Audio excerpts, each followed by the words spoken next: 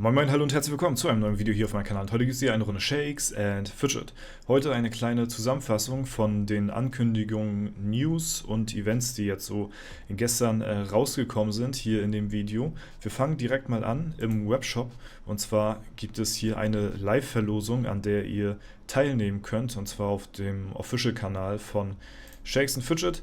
Bock auf die Polaris Convention? Wir bringen euch hin. Diesen Mittwoch, den 17.09., schmeißen Shakes and Fidget und Mobile Dungeon eine exklusive Ticketverlosung in unserem offiziellen Twitch-Stream. Was gibt's zu gewinnen? Zweimal Tickets für die Messe inklusive Übernachtung. Wann? Live am Mittwoch, 16 Uhr. Wo? Nur hier. Wie? Den Livestream zusehen und ins Gewinnspiel eintragen. Stellt den Wecker, sagt zu euren Freunden, die Chance dürft ihr nicht verpassen. Jo, also das auf jeden Fall so eine kleine Ankündigung an der Stelle, damit ihr da auch Bescheid wisst, falls ihr Bock habt, ja, und Zeit vor allen Dingen auch dann zur Polaris zu kommen hier. Gibt es halt hier 2 Tickets einmal zu gewinnen dafür und sogar mit Übernachtung. Ja, dann als nächstes Thema haben wir die Umfrage zur Anpassung der Druidenwaffe. Das ist auch so ein Thema, sag ich mal, was die Druidenspieler vielleicht schon ein bisschen öfter ja, beschäftigt hat. Schon des Öfteren kam uns zu Ohren, dass einige von euch unglücklich darüber sind, wie Druiden ihre Waffe in Kämpfen verwenden, während Magier, Barden und Nekromanten ihre Waffen schwingen, um magische Projektile auf ihren Gegner zu feuern, schlagen Druiden mit der Waffe auf ihren Gegner ein.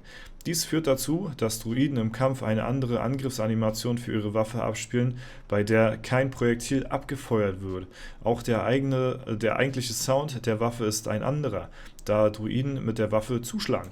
Jetzt bist du gefragt. Nimm dir bitte kurz Zeit und stimme für deine bevorzugte Handhabung der Druidenwaffe ab. Dein Feedback entscheidet.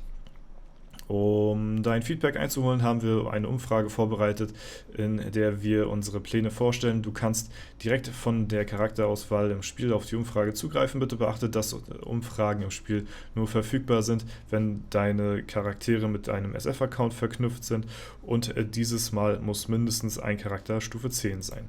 Ja, also habt ihr vielleicht bestimmt auch schon gesehen. Und zwar poppt das ja auch hier direkt auf. Ansonsten ist hier oben halt eben, kann man hier draufklicken, das Ganze, ne? Und zwar die Anpassung der Druidenwaffe.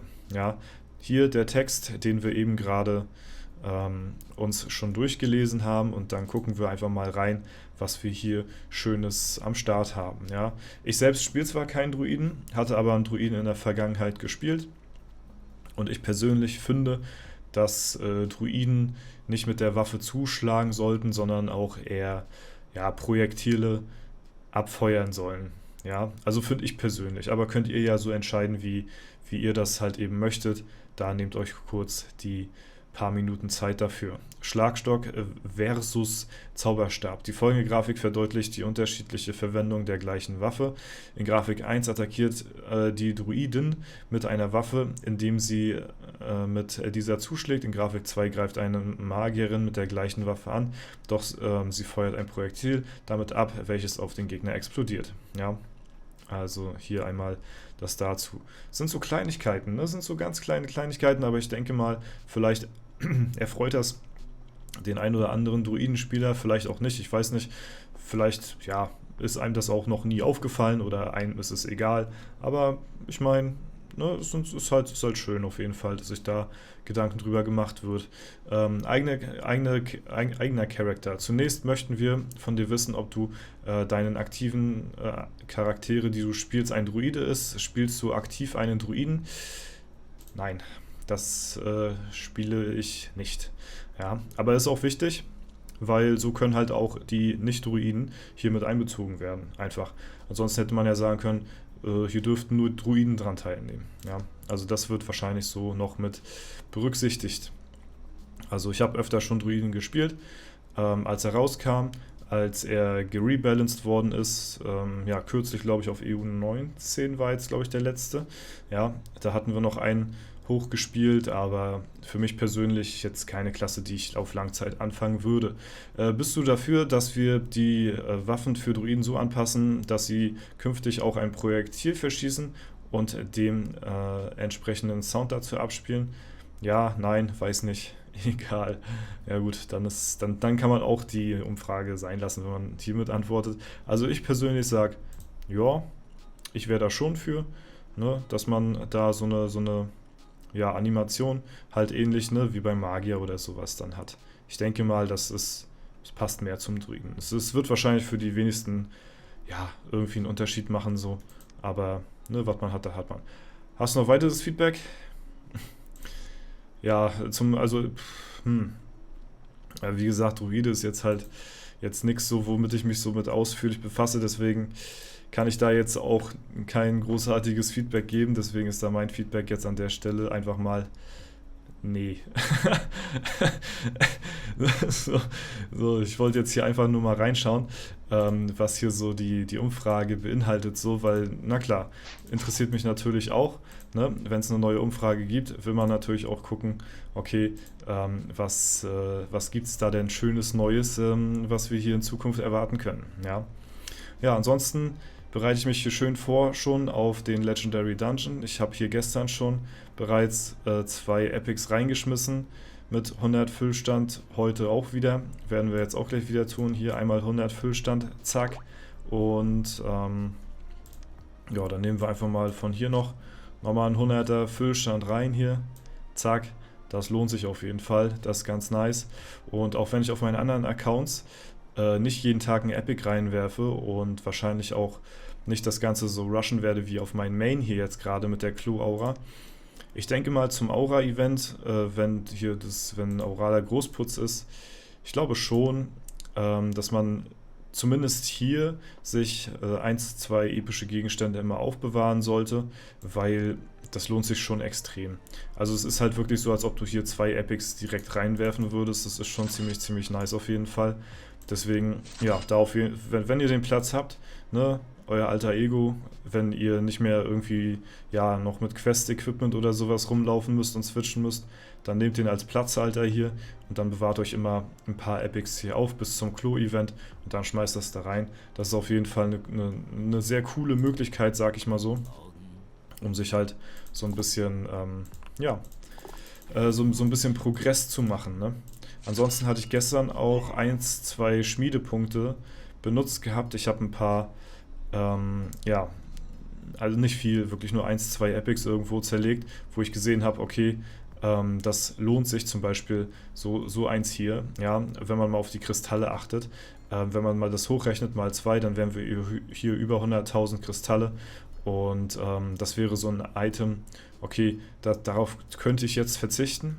Oder hier 57k Kristalle ist auch mega viel, ja, weil vor allen Dingen Kristalle werden wir brauchen müssen bei der Verstärkung von dem Equipment, weil das ist nämlich extrem teuer, ja, und deswegen, genau, habe ich mir gestern mal so wirklich 1, 2 Items, wo ich hier so gesehen habe, so wie hier jetzt zum Beispiel auch heute, ne? Also da komme ich, wenn das jetzt eine Waffe wäre, wäre ich hier definitiv über 100k Kristalle so, weil es halt mal 2 ist, ne?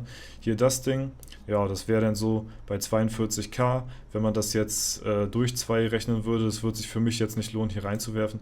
Deswegen, falls ihr so ein Epic über habt, so, ne, weil die Zerlegpunkte, die zählen halt auch einfach mal doppelt so, ne? 57.716 Kristalle für ein stinknormales Epic, nicht mal eine Waffe oder so. Das ist schon ziemlich viel. Und das macht sich auf jeden Fall bemerkbar. Deswegen, man wird noch mehr als genügend Kristalle brauchen, aber ich werde jetzt hier nicht alle Epics zerlegen, so, weil ich halt einfach, ja, auch noch genug haben möchte, um jeden Tag wirklich ein Epic ins Klo schmeißen zu können, ja, und genau, das im besten Falle dann auch noch bis zum Legendary Dungeon und dort geht's dann halt direkt weiter. Ja, ich überlege, ob ich jetzt hier noch das Item mit reinschmeiße. Ich meine, ein paar habe ich noch. Hier im Inventar habe ich noch eine Waffe. Ja, und das war's. Also 1, 2, 3, 4, 5, 6, 7, 8, 9, 10, 11, 12. Ja, da kommen wir auf jeden Fall noch bis zum Legendary Dungeon mit hin. Also das sollte auf jeden Fall reichen. Deswegen werde ich das hier auch nochmal nehmen und das auch zerlegen. Zack. So, dann haben wir hier gleich nochmal ein paar mehr Ressourcen am Start. Ja, deswegen werden wir alles brauchen, und um halt eben unser Equipment auf 20 ziehen zu können. So, ich bin sehr gespannt, ob das klappt. Bis dahin wird die Aura weiterhin hier gelevelt. Wir sind hier momentan auf 1044. Ja, mal gucken, ob wir die 1050 noch knacken bis zum Legendary Dungeon. Sieht aber ganz gut aus. Am LD selbst haben wir ja auch schon gesehen, haben wir Klo-Event, deswegen da können wir auch nochmal ein paar Spülungen machen. Das ist natürlich dann ganz nice. Alles klar. Ansonsten soll es das erstmal soweit von mir gewesen sein. Wenn es euch gefallen hat, lasst gerne eine Bewertung und Kommentar dazu da. Ich wünsche euch viel Erfolg, beziehungsweise ich hoffe, ihr wisst da jetzt Bescheid mit dem Polaris-Event, was da auf jeden Fall stattfindet. Lasst euch da die Chance nicht entgehen, falls ihr dahin gehen wollt. Ansonsten war es das soweit von mir. Ich wünsche euch noch einen super schönen Tag. Danke fürs Zuschauen. Haut rein und bis zum nächsten Mal.